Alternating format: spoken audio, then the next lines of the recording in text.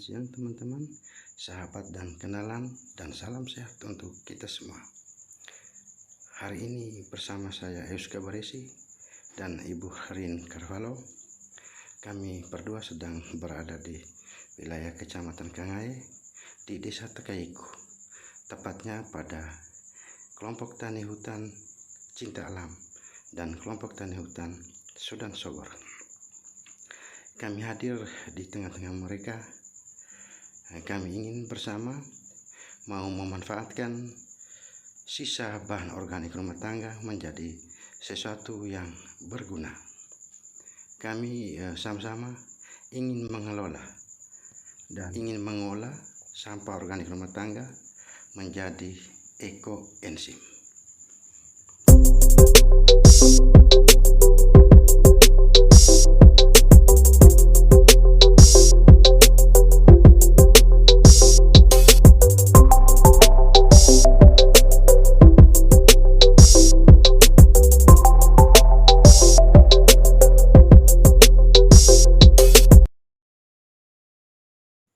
Baik, sebelum kita memulai proses pengolahannya, perlu saya gambarkan sedikit tentang apa itu ekoenzim atau apa sebenarnya itu ekoenzim.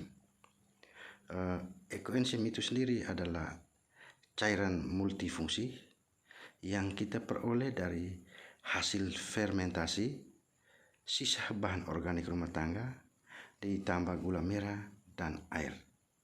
Dan proses fermentasinya berlangsung kurang lebih 3 bulan atau 90 hari.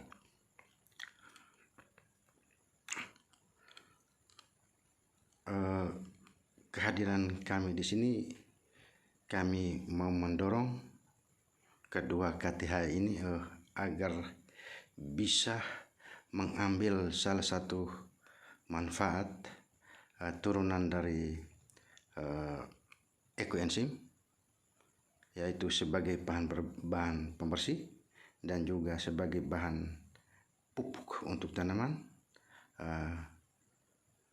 Harapan kami bahwa masing-masing anggota kelompok bisa mengambil salah satu manfaat dari ekoenzim ini untuk selanjutnya bisa diperdayakan sebagai suatu usaha kecil pada kedua kelompok ini.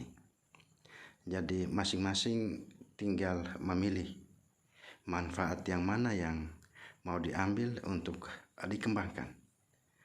Bisa diambil dari fungsi sebagai pembersih, yaitu salah satunya bisa kita mengolahnya jadi sabun mandi, dan bisa juga kita ambil dari manfaat pertanian atau pupuknya. Kita bisa kembangkan sebagai pupuk organik cair atau bisa kita buat kompos. Dan ini kalau bisa dijadikan untuk sebuah usaha kecil dari masing-masing kelompok ini. Itu adalah harapan kami ketika hari ini kami hadir bersama kedua anggota kelompok ini. Jadi bukan hanya sekedar kita menghasilkan ekoenzimnya, tetapi lebih dari itu kami mengharapkan agar sekali lagi bisa memanfaatkan salah satu fungsinya untuk bisa ditumbuh kembangkan menjadi sebuah usaha kecil untuk masing-masing kelompok.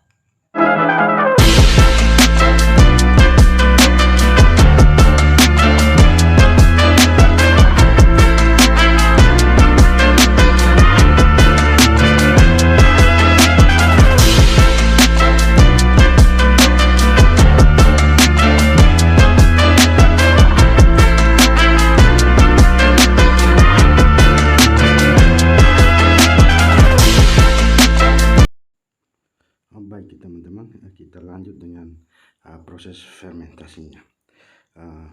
Untuk proses fermentasi ini agar bisa berjalan dengan baik dan memberikan hasil yang maksimal, kita perlu mengikuti langkah kerjanya.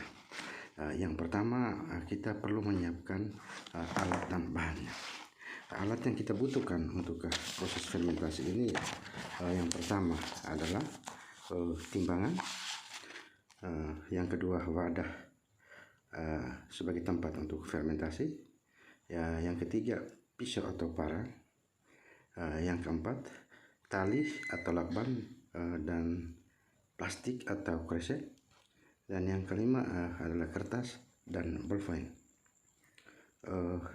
Bahan yang perlu kita siapkan yaitu gula merah, sisa bahan organik, dan air. Dan sisa bahan organik ini menurut saran penemunya bahwa kurang lebih 5 jenis, tidak boleh kurang dari itu, dan lebih banyak lebih bagus. Langkah yang berikut, kita mengukur masing-masing bahan. Ini merujuk pada penemunya bahwa kita tidak boleh keluar dari formulasinya. Jadi formulasi yang disarankan adalah 1:3/10. Jadi kita akan timbang gula merahnya sebanyak 1 kilo, 3 kilonya adalah bahan organik, dan disarankan juga untuk kulit buah lebih banyak, dan 10-nya adalah 10 liter air. Baik, jadi itu adalah persiapan alat dan bahannya. Dan langkah yang berikut, bahan organik kita potong kecil-kecil, kulit buahnya juga kita potong kecil-kecil, sisa sayurnya juga kita potong kecil-kecil. Ini maksudnya agar proses penguraian enzimnya itu lebih cepat. Ketimbang kita biarkan dalam keadaan utuh, maka pasti akan membutuhkan waktu yang cukup lama. Yang berikut, gula merahnya kita iris sampai halus dengan ukuran 1 kilo tadi ya, kita iris sampai halus. Bahan organiknya juga kita sudah potong tadi, dan selanjutnya tidak susah, kita tinggal masukkan ke dalam wadah fermentasi tadi, yaitu yang di sini ada disiapkan ember, dan ini ada 2 kelompok, jadi masing-masing 1 ember. Jadi tidak susah-susah amat, gampang-gampang saja. Setelah bahan organik kita potong dan gula ini kita haluskan, tinggal kita isi ke dalam wadah atau ember yang telah kita siapkan dengan air 10 liter. Jadi coba masing-masing kelompok untuk bisa isinya. Setelah kita isi, kita tutup bagian atasnya dengan plastik dulu, karena ini adalah fermentasi anaerob tanpa wadah. Jadi kita tutup dengan plastik dulu. Pertimbangannya karena kalau ketika kita tutup langsung dengan ember, tutupan aslinya ember, itu mungkin sudah longgar, sehingga itu berpeluang ada keluar masuknya udara. Karena itu biar kedap udara, kita tutup dengan kresek atau tas plastik dulu, lalu kita ikat dengan binen atau bisa menggunakan lakban. Kita ikat kuat-kuat dan pastikan bahwa tidak ada lubang, tidak ada yang bocor, dan pada akhirnya tidak ada udara yang keluar masuk. Jadi tidak susah, gampang-gampang saja. Setelah kita ikat,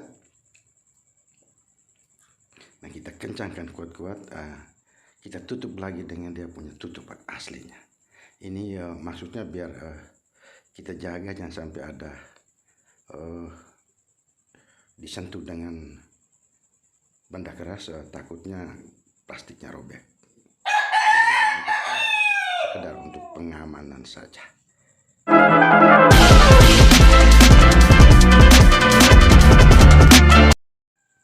Baik, setelah kita ikat kencang-kencang, sebelum kita menyimpannya pada tempat yang aman, kita perlu tulis dulu tanggal pembuatan, tanggal hari ini, dan hitung 3 bulan ke depan tanggal panennya. Ini maksudnya agar kita tetap ingat, jangan sampai kita lupa sehingga akhirnya kita panen tidak tepat waktu. Dan selanjutnya kita simpan pada tempat yang aman. Demikian kegiatan kita hari ini, mudah-mudahan dapat bermanfaat untuk kita semua. Sampai jumpa pada video yang berikutnya. Selamat siang.